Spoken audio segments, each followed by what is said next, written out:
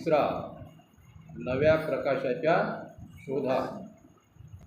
भृगु ऋषींच्या आश्रमात इतर मार्गांचे अनुसरण करण्याच्या इच्छेने आलार कलाम यांची भेट घेण्यासाठी गौतमाने राजगृह सोडले. मार्गात त्याने भृगु ऋषीचा आश्रम पाहिला व तो पाहण्याच्या इच्छेने त्याने आश्रमात प्रवेश केला. सर्पणासाठी बाहेर गेलेले आश्रमवासी ब्राह्मण हातात सर्पण, फुले आणि कुशाचे गवत घेऊन नुकतेच परतले होते. तपस्येत अग्रगण्य आणि बुद्धिमान असलेले ते आश्रमवासी आपापल्या पर्णकुटीत न जाता ते गौतमास पाहण्यासाठी जमा झाले. आश्रमवासियांच्या आदर सत्काराचा स्वीकार केल्यावर सिद्धार्थ गौतमाने आश्रमातील गुरुजनांना आदरपूर्वक वंदन केले. मोक्षाची इच्छा बाळगणाऱ्या सुज्ञ सिद्धार्थाने स्वर्गप्राप्तीसाठी निरनिराळ्या प्रकारची तपस्या करणाऱ्या तपस्व्यांनी भरलेला तो आश्रम पाहिल्यावर तो पलीकडे गेला. तो सौजन्यशील सिद्धार्थाने त्या पवित्र तपोवनात तपस्व्यांनी चालविलेल्या तपश्चर्येचे निरनिराळे प्रकार प्रथमच पाहिले. त्यानंतर तपश्चर्येचे तंत्र आत्मसात केलेल्या भृगु ऋषींनी गौतमाला तपश्चर्येचे निरनिराळे सर्व प्रकार व त्यांची फले समजावून सांगितली. पाण्यातून उत्पन्न होणारे न शिजवलेले अन्न, कंदमुळे आणि फळे हेच पवित्र धर्मग्रंथात सांगितलेले साधू तपस्व्यांचे अन्न होय. परंतु तपश्चर्येचे प्रकार मात्र भिन्न भिन्न असतात. काही जण पक्ष्याप्रमाणे दाणे टिपून आपली गुजराण करतात, काही जण हरिणाप्रमाणे गवत खातात, तर काही जण सर्पाप्रमाणे हवेवर जगतात. जणू काय ते मुंग्यांची वारुळे झाली आहेत. दुसरे काही जण महत् प्रयासाने दगड खाऊन आपली भूक भागवितात, तर काही जण आपल्या दातांनी भरडलेले धान्य खातात. इतर काही जण दुसऱ्यांच्यासाठी अन्न शिजविल्यावर जर काही उरले तरच ते स्वतःसाठी ठेवतात. दुसरे काही जण आपल्या जटांचे भारे पाण्याने सतत भिजवून स्तोत्रे गाऊन अग्नीला दोनदा अर्धे अर्पण करतात. आणखी काही जण माशांप्रमाणे पाण्यात बुडी मारून राहतात. त्यांच्या शरीराला कासवे ओरबाडून काढतात. अशी तपश्चर्या काही काळ केल्यावर उच्च तपश्चर्येने स्वर्गप्राप्ती तर कमी प्रतीच्या तपश्चर्येने मृत्यूलोक मिळतो. दुःखमार्ग अनुसरल्यामुळे शेवटी त्यांना सुखप्राप्ती होते. असे म्हणतात की दुःख हेच पुण्याचे मूळ आहे. हे ऐकल्यावर गौतम म्हणाला, अशा प्रकारचा आश्रम मी आज प्रथमच पाहत आहे. तुमचा हा तपश्चर्याचा नियमही मला समजलेला नाही. यावेळी मी इतकेच सांगू शकतो की ही आपली तपश्चर्या स्वर्गप्राप्तीसाठी आहे. तर ऐहिक जीवनातील दुःखांचा विचार करावा व त्यावरील उपाय शोधून काढावा अशी माझी इच्छा आहे. आपण मला जाण्याची आज्ञा द्या. सांख्य तत्त्वज्ञानाचा अभ्यास करावा, स्वतः समाधी मार्गाचे शिक्षण घ्यावे अशी आणि माझा प्रश्न सोडविण्याच्या बाबतीत त्याची काही मदत होते किंवा काय ते पाहावे अशी माझी इच्छा आहे. याप्रमाणे तपश्चर्येत गुंतलेले असताना आपण मला अशा प्रकारे आश्रय दिला व अत्यंतिक दया दाखविली.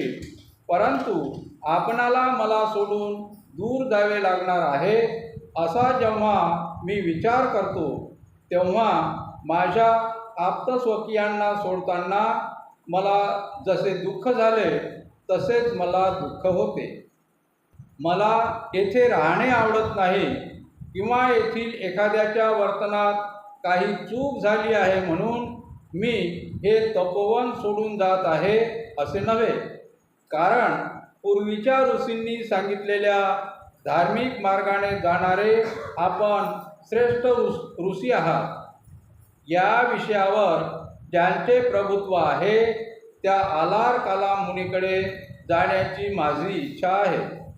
त्याचा निश्चय पाहून आश्रम प्रमुख भृगु ऋषी म्हणाले, राजपुत्रा, तुझे ध्येय हे खरोखरच शूराचे ध्येय आहे. तू तरुण असलास तरी स्वर्ग आणि मुक्ती यांचा तुलनात्मक संपूर्ण विचार करून तू मुक्तीचा मार्ग अवलंबिला आहेस व ध्येयाने प्रेरित झाला आहेस. तू खरोखर शूर आहेस. तू जे म्हणालास ते जर तुझे निश्चित उद्दिष्ट असेल तर तू ताबडतोब विद्येकोष्ठात जा. आलार कालाम ऋषी तेथे राहत आहेत. शाश्वत आनंदाचे पूर्ण ज्ञान त्यांनी मिळविले आहे. त्यांच्याकडून तुला त्या मार्गाचे ज्ञान होईल. परंतु माझी अशी कल्पना आहे की त्यांच्या सिद्धांताचा अभ्यास केल्यावर तुझे उद्दिष्ट त्याच्याही पलीकडील आहे असे तुला दिसून येईल. गौतमाने त्याचे आभार मानले आणि मुनिजनांना वंदन करून तो निघाला. त्या मुनींनीही त्याला सन्मानपूर्वक निरोप देऊन ते आपल्या तपोवनात परत गेले. प्रकाशाचा शोध घेण्यासाठी सिद्धार्थ गौतमाने राजगृह सोडले आणि मग जाता जाता कोणाचा आश्रम लागला? भृगु ऋषीचा आश्रम लागला. आणि मग हा आश्रम पाहण्याच्या इच्छेने सिद्धार्थ गौतमाने त्या आश्रमात प्रवेश गेला तिथे. आणि मग जे काही तपस्वी लोक होते त्या ठिकाणी तपस्या करणारे, तर ते सरपण आणण्यासाठी, सरपण म्हणजे इंधन, काही फुलं, काही फळं, काही गवत असं आणण्यासाठी ते नुकतेच ते घेऊन आश्रमाकडे परत येत होते. तेव्हा ते आश्रमवासी त्या पर्णकुटीत आपापल्या पर्णकुटीत न जाता सिद्धार्थ गौतमाला पाहण्याच्या इच्छेने ते त्या ठिकाणी थांबले आणि सिद्धार्थाच्या भोवताल ते जमा झाले. त्यांनी त्या सिद्धार्थ गौतमाचा आदर सत्कार केला. त्यानंतर मग सिद्धार्थ गौतम ज्या ठिकाणी ते तपस्याचा जो मुख्य होता, तपस्या शिकवणारा, त्याचं नाव काय होतं? भृगु ऋषी. आणि त्या भृगु ऋषी त्या आश्रमात सिद्धार्थ गौतम गेला. त्या सर्वांनी त्याचं स्वागत केलं. आणि मग भृगु ऋषींनी सिद्धार्थ गौतमाला त्या तपश्चर्येबद्दल मार्गदर्शन केलं. त्याला सांगितले त्याचे अनेक निरनिराळे प्रकार त्या भृगु ऋषींनी सिद्धार्थ गौतमाला सांगितले. आणि मग आम्ही कशा प्रकारे तपस्या करतो, आम्ही कशा प्रकारे आम्ही जीवन जगतो, कोणतं अन्न खातो, नाही काय, याविषयी सर्व माहिती त्या भृगु ऋषींनी सिद्धार्थ गौतमाला दिली. आणि आम्ही कशा प्रकारे ही तपस्या करतो आणि त्यापासून कोणत्या प्रकारचं आम्हाला फळ मिळते, नाही काय, दुःखातून मुक्त कसा होते मनुष्य, हे सगळे प्रकार त्या भृगु ऋषींनी सिद्धार्थ गौतमाला सांगितले.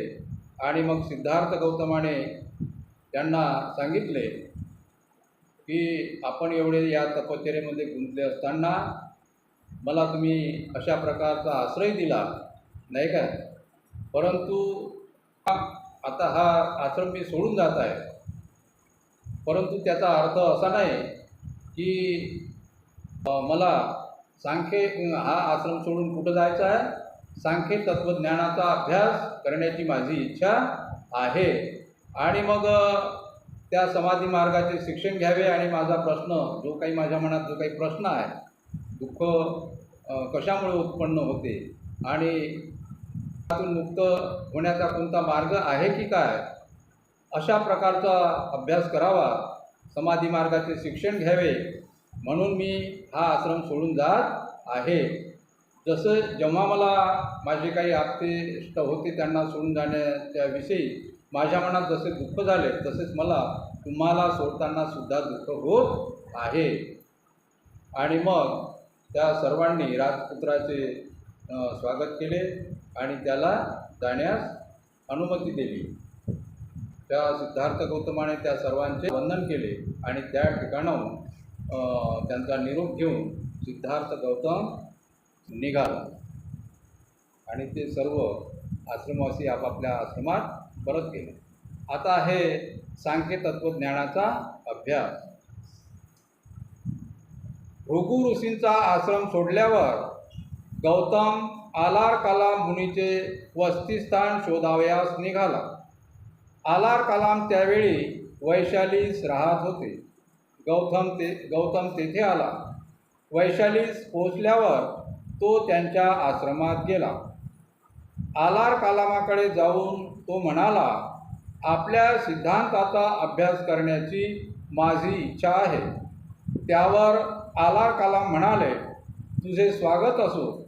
माझा सिद्धांत असा आहे की तुझ्यासारख्या बुद्धिमान माणसाला थोड्याच काळात त्याचे आकलन व ज्ञान होऊन तो आत्मसात करून घेता येईल आणि त्या सिद्धांतानुसार वर्तनही करता येईल. खरोखर हे उच्चतम ज्ञान संपादण्यास तू अगदी पात्र आहेस. आलारकालाम मुनीचे हे शब्द ऐकून राजपुत्राला अत्यंत आनंद झाला आणि त्याने उत्तर दिले, मी जरी अपरिपक्व असलो तरी आपण ही जी पराकाष्ठेची दयाशीलता माझ्यावर दाखवित आहात तिच्यामुळे मी अगदीच पूर्णत्वास पोहोचलो आहे असा मला भास होत आहे. म्हणून आपला सिद्धांत काय आहे हे कृपा करून आपण मला सांगाल काय? आलारकालाम म्हणाले, तुझ्या मनाची थोरवी, तुझ्या स्वभावातील प्रामाणिकपणा आणि तुझा निश्चय यांच्यामुळे मी इतका उत्साहित झालो आहे की तुझ्या पात्रतेची कसोटी पाहण्यासाठी तुझी कोणतीही पूर्वपरीक्षा घेण्याची आवश्यकता मला वाटत नाही. हे श्रोतृश्रेष्ठा, आमची तत्त्वे ऐक. नंतर त्यांनी गौतमाला सांख्य तत्त्वज्ञानाची तत्त्वे स्पष्ट करून सांगितली.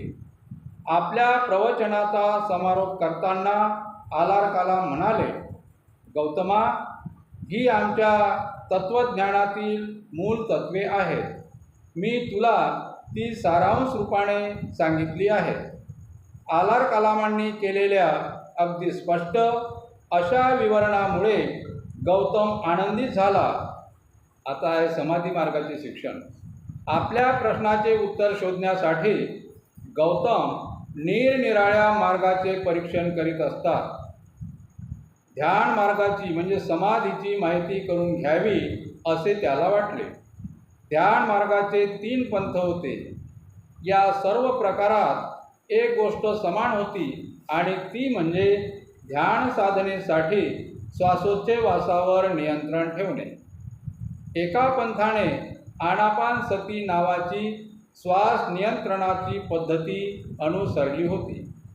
दुसऱ्या पंथाने प्राणायाम नावाची पद्धती अवलंबिली होती. या पद्धतीत श्वासोच्छवास प्रक्रियेचे 3 भाग पडतात. श्वास आत घेणे, त्याला पूरक असे म्हणतात.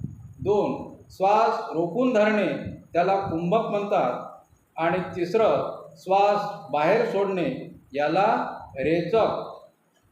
3रा पंथ समाधी या नावाने ओळखला जात होता. आलारकालाम ध्यान मार्गावरील प्रभुत्वाबद्दल प्रसिद्ध होते. आलारकालामांच्या मार्गदर्शनाखाली आपणाला ध्यान मार्गाचे शिक्षण मिळाले तर फार चांगले होईल असे गौतमाला वाटले. म्हणून तो आलारकालामांशी त्याविषयी बोलला आणि मला ध्यान मार्गाचे शिक्षण देण्याची कृपा कराल काय असे त्याने त्यांना विचारले. मोठ्या आनंदाने आलार कालामांनी उत्तर दिले. आलार कालामांनी ध्यान मार्गाचे तंत्र त्याला शिकविले. त्याच्या एकूण 7 सिद्धी होत्या.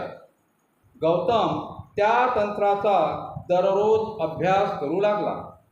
त्या तंत्रावर पूर्ण प्रभुत्व मिळविल्यावर आणखी शिकण्यासारखे काही आहे काय, असे गौतमाने आलार कालामांना विचारले.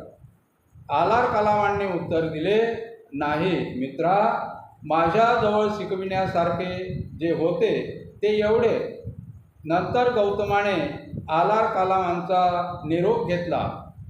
उद्दक रामपुत्र नावाच्या दुसऱ्या एका योग्याविषयी गौतमाने ऐकले होते. आलार कालामांनी जे ध्यानतंत्र संशोधिले होते त्याच्यापेक्षा वरची एक पायरी ध्यानी पुरुषाला गाठता येईल असा एक ध्यानविधी शोधून काढण्याबद्दल त्याची ख्याती होती. त्याचा तो ध्यानविधी शिकवण्याचा आणि समाधीची सर्वोच्च पायरी अनुभवण्याचा गौतमाने विचार केला. म्हणून तो उद्दक रामपुत्राच्या आश्रमात गेला आणि त्याच्या मार्गदर्शनाखाली शिक्षण घेऊ लागला. थोडक्याच काळात उद्दकाच्या ध्यानविधीची पायरी 8वी पायरी त्याने आत्मसात केली. उद्दक रामपुत्राच्या ध्यानविधीचे पूर्ण ज्ञान मिळविल्यावर गौतमाने आलार कालामांना जो प्रश्न विचारला होता तोच प्रश्न उद्दक रामपुत्रालाही विचारला. आणखी काही शिकण्याजोगे आहे काय? आणि उद्दक रामपुत्राने तेच उत्तर दिले, नाही मित्रा, तुला शिकवता येण्यासारखे यापेक्षा माझ्याजवळ काही नाही. आलार कालाम आणि उद्दक रामपुत्र हे ध्यान मार्गावरील प्रभुत्वासाठी कोशल देशात प्रसिद्ध होते. पण गौतमाने असे ऐकले होते की मगध देशातही अशा प्रकारे ध्यान मार्ग संपन्न योगी आहेत. त्यांच्या पद्धतीचेही शिक्षण मिळवावे असा त्याने विचार केला. त्याप्रमाणे गौतम मगध देशात गेला. त्याला असे आढळून आले की त्याची ध्यान मार्गाची प्रक्रिया जरी श्वासोच्छवास थांबवून चित्ताची एकाग्रता साधण्याची होती, ती प्रक्रिया श्वासोच्छवास करण्याची नव्हती, तर श्वासोच्छवास थांबवून चित्ताची एकाग्रता साधण्याची होती. गौतम ही प्रक्रिया शिकला. श्वासोच्छवास बिंबवून चित्ताची एकाग्रता करण्याचा जेव्हा त्याने प्रयत्न केला तेव्हा त्याला टोचणारे तीव्र आवाज आपल्या कानातून बाहेर पडत आहेत आणि जणू काही तीक्ष्ण टोकाच्या सुरीने आपले डोके टोचले जात आहे असे आढळून आले. ती दुःखदायक प्रक्रिया होती. तरी पण ती आत्मसात करण्यास गौतम यशस्वी झाला. समाधी मार्गाचे त्याचे शिक्षण अशा प्रकारचे होते. सिद्धार्थ गौतमाने बिंबिसार राजाची राजधानी राजगृह सोडले तेव्हा आपण दुसऱ्या काही मार्गाचे शिक्षण घ्यावे या उद्देशाने तिथून निघाल्यानंतर प्रथम भृगु ऋषीच्या आश्रमात गेला. त्या ठिकाणी तपस्या करणारे लोक होते, भृगु ऋषी होते. त्याविषयीची त्यांनी सिद्धार्थ गौतमाने माहिती घेतली आणि तो आश्रम सोडल्याच्या नंतर आपण सांख्य तत्त्वज्ञानाचा अभ्यास करावा असा त्याने विचार केला आणि मग तो आलार कालामाच्या आश्रमात गेला आणि त्या ठिकाणी जाऊन सिद्धार्थ गौतमाने त्या तंत्राचा अभ्यास सुरू केला. आणि मग ते सिद्धार्थ गौतमाने आलार कालामांना विचारले की आणखी तुमच्याजवळ काही शिकण्यासारखं आहे का? तेथील 7 पायऱ्या ध्यानमार्गाच्या सिद्धार्थ गौतमाने लवकरच आत्मसात केल्या आणि त्याचा निरोप घेऊन सिद्धार्थ गौतम उद्दक रामपुत्र होता, त्याच्यापेक्षा एक पायरी त्याच्यापाशी जास्त होती. ते शिकण्याच्या उद्देशाने उद्दक रामपुत्राकडे गेला आणि त्या ठिकाणची सुद्धा त्याने शिक्षण घेतले समाधी मार्गाचे आणि त्यालासुद्धा विचारले की याच्यापेक्षा अजून काही शिकण्यासारखं आहे काय. त्यानं सांगितलं की नाही मित्रा, माझ्याजवळ तुला शिकविता येणारं जेवढं काही होतं तेवढं मी तुला शिकविलं. आणि मग तिथून त्या उद्धक रामपुत्राचा निरोप घेतल्यानंतर त्याला अजून कोणीतरी या विषयीची माहिती मिळाली होती आणि ती ज्या ठिकाणी या अशा प्रकारचं शिक्षण दिल्या जात होतं ते कुठं होतं, मगध देशामध्ये होतं नाही का. आणि तेही आपण शिक्षण घ्यावे असं सिद्धार्थ गौतमाला वाटलं. आणि ती जी ध्यान मार्गाची प्रक्रिया होती कशी होती, श्वासोच्छवास थांबवून चित्ताची एकाग्रता करण्याची ती पद्धत होती.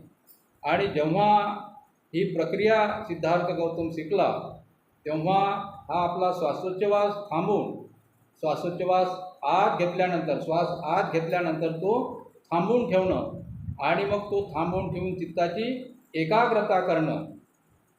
आता जेव्हा तो ही प्रक्रिया शिकत होता तेव्हा त्याला टोचणारे तीव्र आवाज त्याच्या कानातून असे बाहेर पडत होते आणि जणू काही कोण तीक्ष्ण टोकाच्या सुरीने आपले डोके टोचले जात आहे असे सिद्धार्थ गौतमाला आढळून आले.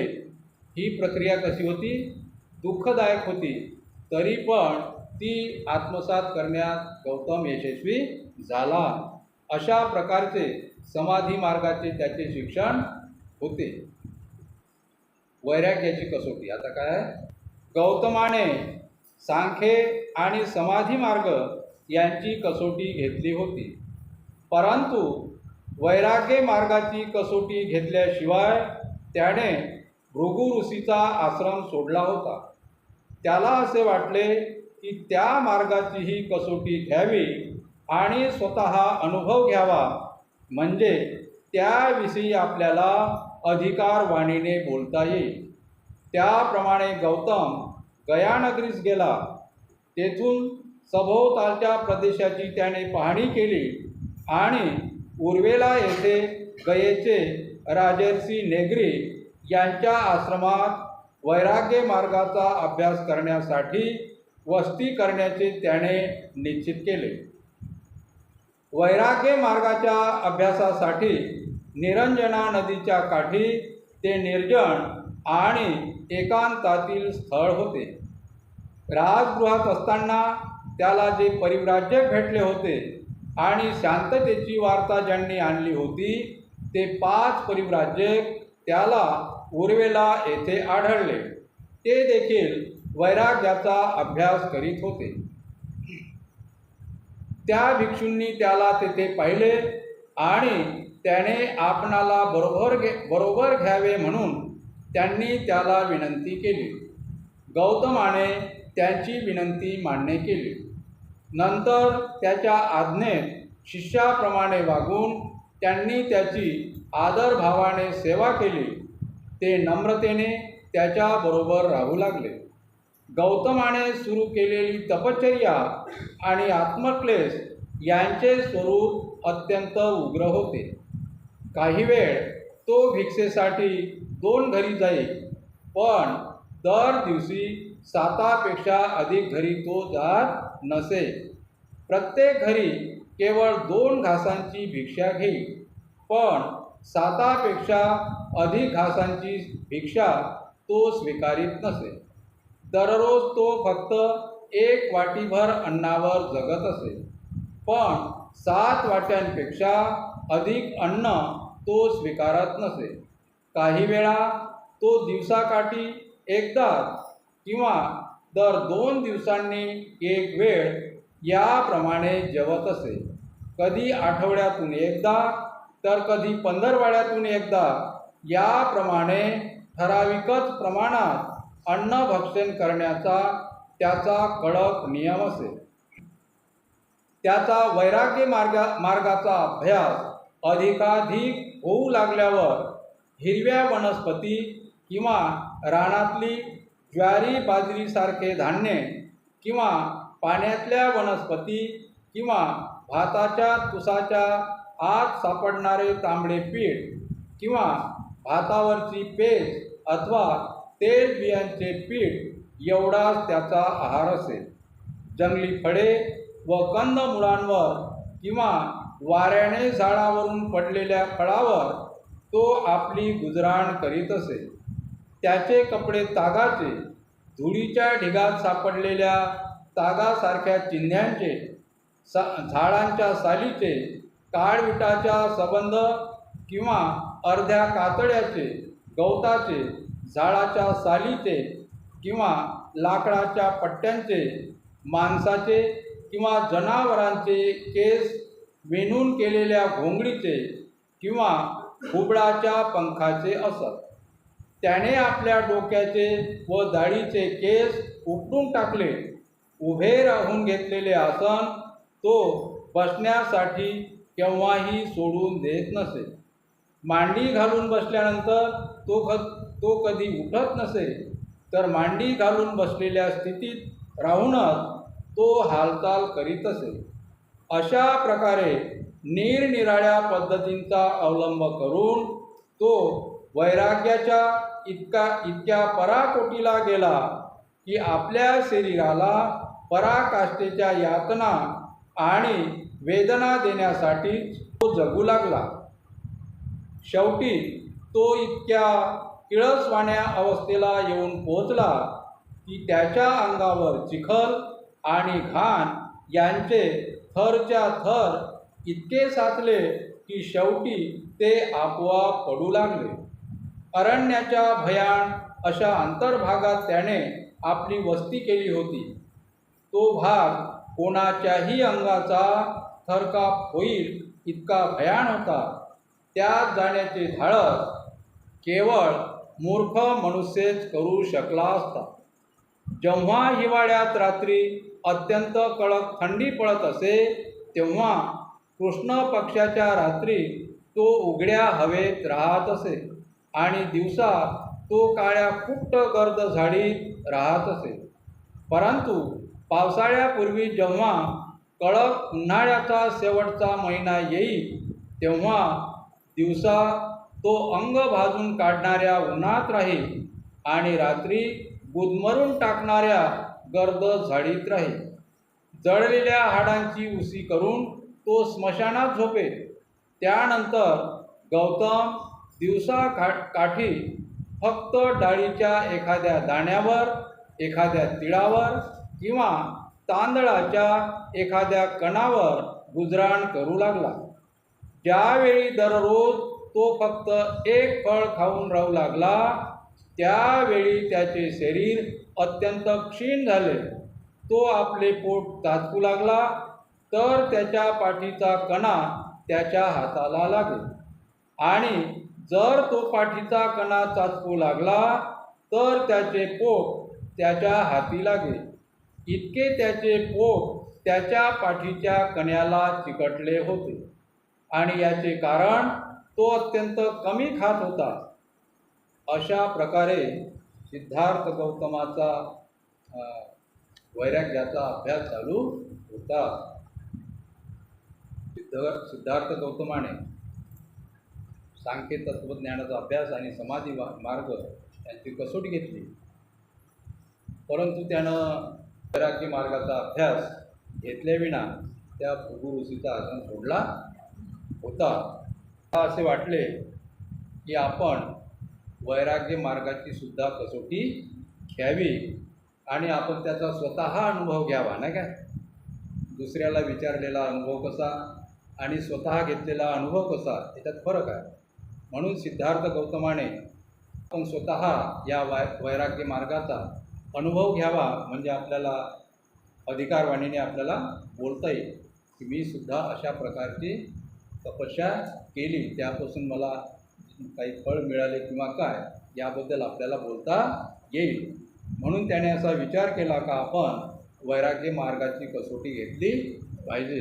त्यानंतर मग तो कुठे गेला? गयानगरी. तो गयानगरीत गेला. त्या ठिकाणी निरंजना नदीच्या काठी, नाही काय, वैराग्य मार्गाचा अभ्यास अधिकाधिक होत होता. तेव्हा तो म्हणजे त्या जंगलातल्या हिरव्या वनस्पती किंवा त्या रानातले ज्वारीसारखे बाजरीसारखे धान्य किंवा पाण्यातल्या वनस्पती किंवा भाताच्या तुसाच्या भात जे असते की नाही आपलं धान त्याच्या अंदर पीठ ते पीठच तो खात होता आहे की नाही. किंवा जंगलातले कंदमुळे फळं झाडावर पडलेले फळं अशासारखे फळावर तो आपले गुजराण करीत होते. आणि मग त्याचे कपडे कसे होते. आता जे काही घरून जे कपडे घेऊन गेला होता ते कपडे तर आतापर्यंत टिकले नसनच नाही का, ते तर फाटफूट झाले असं. मग त्यांचे कपडे कसे तागाचे. आता जंगलात म्हटल्यानंतर त्यानंतर ताग बी काही भेटत असेल, ताग समजते ना आपल्याला झाडातून निघालेला. किंवा धुळीच्या ढिगाऱ्यात सापडलेले असे चिंध्या, त्या चिंध्यांचे कपडे किंवा झाडाच्या सालीचे साल काढून आपल्या कमरेच्या भोवताल गुंडाळतो. किंवा काळवीट, काळवीट माहीत आहे ना आपल्या इकडे काळवीट आहे धरणातला, त्या काळवटाच्या कातळ्याचे अर्धे किंवा पूर्ण किंवा झाडाच्या सालींचे त्याचे कपडे होते. किंवा जनावरांचे केस विणून केलेल्या घोंगडीसारखे किंवा घुबडांचे पंख याचे सुद्धा कपडे म्हणून ते उपयोग करत होते. त्यांनी आपल्या डोक्याचे आणि दाढीचे केस पूर्णपणे उपडून टाकले. आता म्हणजे हातानं काढावता ते साहित्य नव्हतं, त्याच्यामुळे सगळे केस दाढीचे असो किंवा डोक्याचे असो ते सगळे हातानं उपडून त्याने काढून टाकले. जेव्हा ते उभे राहत होते, उभे राहताना त्यांनी जे काही आसन घेतलं होतं तेव्हा ते बसण्यासाठी केव्हाही वापरत नव्हते, ते आसन सोडून देत होते. आणि जेव्हा ते खाली मांडी घालून बसत होते तेव्हा ते कधीच उठत नव्हते. आणि मग ते मांडी घालूनच बसल्या बसल्या ते हालचाल आपली करीत होते. अशा प्रकारे ते निरनिराळ्या प्रकारचा अवलंब करून वैराग्याच्या इतक्या पराकोटीला गेला की तो मग त्याला यातना किंवा वेदना देण्यासाठीच तो जगू लागला. आणि अशा प्रकारे त्याच्या अंगावर खूप चिखल आणि घाण तयार झाले नाही का, आणि एवढे थरच्या थर झाले जमा की ते आपोआपच गळून पडले. आणि त्याची वस्ती कुठे होती, त्या अरण्याच्या भयान अशा अंतर्भागात त्याची वस्ती होती. आता ते वस्ती अशा प्रकारची होती, या ठिकाणी सांगते का त्या ठिकाणी जाण्याचे धाडस कोणाचे नव्हते, फक्त मूर्ख मनुष्यच त्या ठिकाणी जाऊ शकला असता. अशा ठिकाणी त्यांनी आपली तपस्या सुरू केली. आता हिवाळ्यात जेव्हा अत्यंत थंडी पडत होती त्यावेळी त्या थंडीमध्ये रात्री उघड्या जमिनीवर तो राहत असे आणि दिवसा त्या काळ्याकुट्ट त्या जंगलात त्या भयान अरण्यात राहत असे आहे की नाही. आणि पावसाळ्यापूर्वी जो मे महिना असतो त्या मे महिन्याच्या कडक उन्हाळ्यात आपलं अंग भाजेल अशा उद्देशाने तो पूर्ण दिवसभर उन्हातच राहत होता. सांगा त्या महिन्यात किती ऊन तपत असते नाही, त्या उन्हातच राहत होता. आणि रात्रीच्या वेळी गुदमरून टाकणाऱ्या त्या गर्द झाडीत राहत असे. रात्रीच्या वेळी झाडात काय होते, गरमी होते. आणि उन्हाळ्याचे दिवस म्हटल्यानंतर त्यानंतर तर काही विचारूच नका. अशा त्या गर्द झाडीत तो रात्रीच्या वेळेस राहत होते. आणि अशावेळी सिद्धार्थ गौतम फक्त दिवसाकाठी एखाद्या डाळीच्या दाण्यावर किंवा एखाद्या तिळावर किंवा तांदळाच्या एखाद्या कणावर आपली गुजराण करीत होते. किंवा मग एखादं झाडाचं फळ खाऊन तो आपली गुजराण करत होता.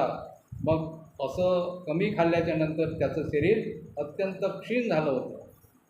जेव्हा तो आपलं पोट चालवत होता, पोटाला हात लावत होता, तेव्हा त्याचा हा पाठीचा कणा त्याच्या हाताले लागत असे. आणि जेव्हा तो पाठीचा कणा चाचपत होता तेव्हा त्याचं पोट त्याच्या हाताले लागत होता. असं त्याचं शरीर झालं होतं. याचं कारण काय होतं, कारण तो अत्यंत कमी खात होता म्हणून त्याचं शरीर कसं झालं होतं, म्हणजे त्याच्या अंगावर मांसच राहिलं नव्हतं, नुसतं हाडाचा सांगाळा असा दिसत होता. आपण जर पाहिलं अशा प्रकारची त्याची वैराग्याची कसोटी होती.